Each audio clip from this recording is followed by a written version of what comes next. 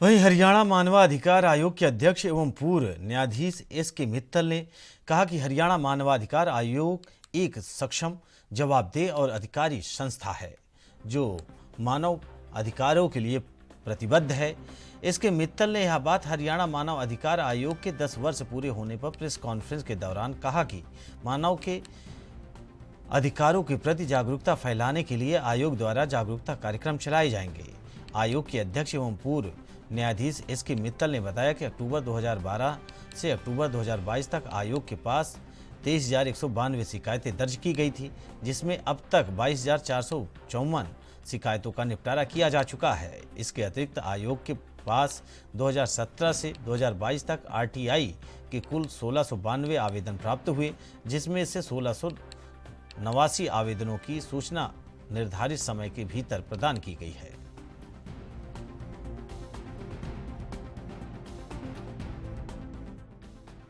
आज हम human right day जो 10 दिसंबर को पूरे विश्व में मनाया जाता है, उसका सेलिब्रेशन हम कर रहे हैं। हरियाणा के अंदर ह्यूमन राइट कमीशन के 10 साल पूरे भी आज दिन हुए हैं। उस उपलक्ष्य में हमने आज का ये प्रोग्राम रखा है, जिससे हम मीडिया से रूबरू हो सके कि इन 10 सालों में कमीशन ने किस तरह से कितना काम प्रोग्रेस की है। आप सभी को एक हमारी वर्क स्टेटमेंट हमने दी है, जिसमें डिटेल से हमें बताया है कि क्या कमीशन ने जो है पूरे इन 10 सालों के दौरान कार्य हुआ है। एक जो कंप्लेंट्स जो है हमारे पास नॉर्मली आती हैं जनता से, और उनका निपटारा कमीशन करता है। पूरे एक वीक में 5 डे हम जो है यहाँ चंडीगढ़ में काम करते हैं, और कभी बीच में 2 दिन जो है हम गुड़गांव भी जो है जाते हैं। जब गुड़गांव कमीशन बैठता है, रेयरली 3 मेंबर वहाँ जाते हैं, अदरवाइज वहाँ पर 1 या 2 मेंबर जाते हैं। वहाँ भी काम होता है और यहाँ पर भी काम होता है। पिछले 10 साल में करीब 23,000 के करीब कंप्लेंट्स हमारे पास आई, जिनमें से 22,500 के करीब हमने कंप्लेंट्स का निपटारा कर दिया। बाकी जो है ये 700-800 कंप्लेंट तो रनिंग में चलती रहती है।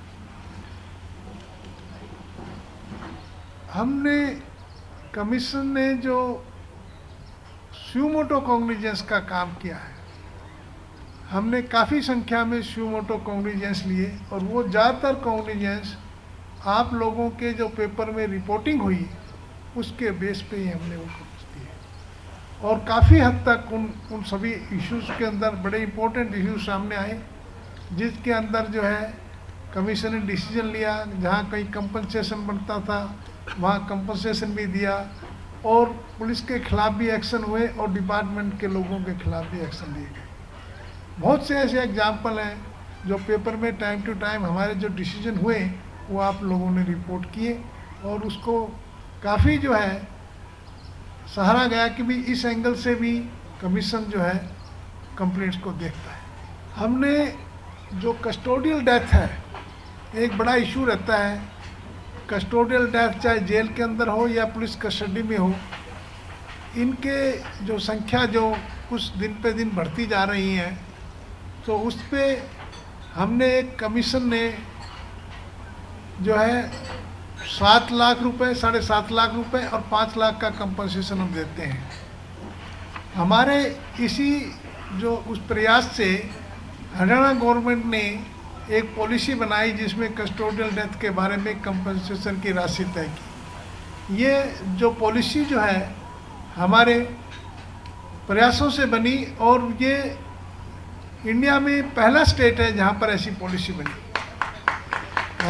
नेशनल ह्यूमन राइट कमीशन में भी इस पॉलिसी जो बड़ा सराहा गया, बड़ी अप्रिसिएशन हुई कि आपने ये पॉलिसी स्टेट गवर्नमेंट से बनवाई, और उन्होंने आगे सभी स्टेट कमीशंस को कहा कि इस तरह की पॉलिसी अपने अपने स्टेट में बनवाएं।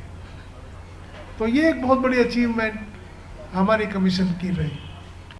समय समय पर हमारे सामने जो सोशल वेलफेयर स्कीम्स हैं उनके मुताबिक भी बड़ी कंप्लेंट्स हमारे पास आती हैं कि जो सोशल स्कीम्स हैं उनका बेनिफिट जो है हमें नहीं मिलता है।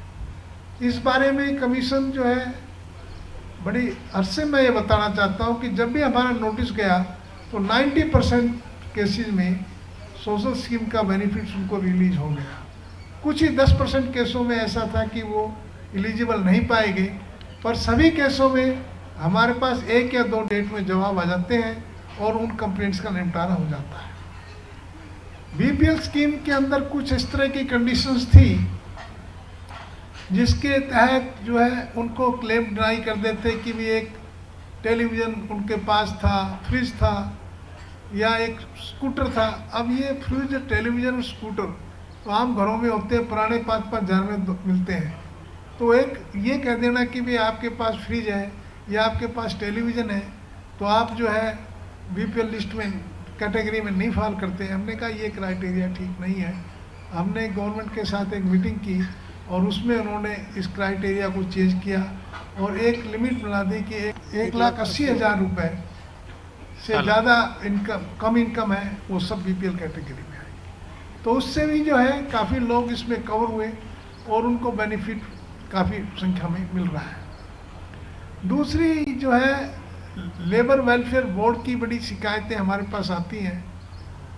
तो वो लेबर वेलफेयर बोर्ड में जो बेनिफिट्स लेबर को होता है वो डिनाई इसलिए हो जाता है कि उनका रजिस्ट्रेशन नहीं होता है और रजिस्ट्रेशन की कंडीशन है कि साल में 90 डेज उनको कहीं काम करना होता है। तो कई जगह क्या होता है कि काम जो है एक जगह ना करके 10 जगह 90 डेज कर लेता है। तो वो कई बार ये लेबर डिपार्टमेंट कहते थे जी हम इसको नहीं देखते क्योंकि ये पता नहीं कहाँ ये काम किया इसने। मैंने कहा कहीं भी काम करो 90 डेज पूरे करता है। अगर ये सर्टिफिकेट दे देता है खुद की भी मैंने इतने काम किया तो उसको ज़्यादा वेरिफिकेशन ज़्यादा नहीं करनी होती है, आप उसको मान के उसका रजिस्ट्रेशन करें। तो इस तरह के जो मुद्दे जो हमारे सामने आते हैं काफ़ी संख्या में हम उनका निपटारा करते हैं। मुझे बड़े खुशी है इस बात से आपको बताने की कि ज़्यादातर इस तरह के मसलों में जो है लेबर को रिलीफ मिल जाता है। हमने जेल इंस्पेक्शन हम करते हैं, हरियाणा की ऑलमोस्ट सभी जेलों का हमने इंस्पेक्शन किया है। वहाँ से भी कंप्लेंट्स कई किस्म की जेल से भी आती हैं और वो ज़्यादातर कंप्लेंट्स होती हैं कि भाई जेल में हमें टॉर्चर किया, जेल में हमारे को जो है खाना ढंग से नहीं दे रहे हैं या जेल के अंदर हमारा ट्रीटमेंट हेल्थ इश्यूज है वो नहीं हो रहा है। तो इस तरह की जो कंप्लेंट्स जो भी होती है हम डायरेक्टर डीआईजी प्रिजन से जो है उसकी रिपोर्ट लेते हैं और कोई उसकी जो सी रिपोर्ट आती है उसको ध्यान में रखते हुए अगर हम समझते हैं कि ये रिपोर्ट ठीक नहीं है तो हम फर्दर इन्वेस्टिगेशन कमीशन करता है और जेल इंस्पेक्शन के दौरान भी जो है इस तरह के हम इशू उठाते हैं और वहाँ पर जो है ये देखते हैं कि भाई जो है किसी किस्म की भी जो इनमेट्स है जेल के अंदर उनको तकलीफ ना हो। यानी तकलीफ से मेरा मतलब है कि कोई ऐसी उनको भोजन की कोई प्रॉब्लम ना हो, उनको जो है हेल्थ इश्यूज़ में ट्रीटमेंट के इशू ना हो और जेल में कोई भी उनके साथ मारपीट ना करे। जेल इंस्पेक्शन के दौरान कई ऐसे इशू भी हमारे सामने आए जिनका हमने सरकार को लिखा कि वो समाधान करें। कि एक इशू होता है कि भी जो जेल में जो रहते हैं वो अपना अकाउंट खुला लेते हैं, 8,000 रुपये वो उनके जमा कर देते हैं तो वो कैंटीन में अपना कुछ भी चीज़ खाना चाहे वो खा सकते हैं।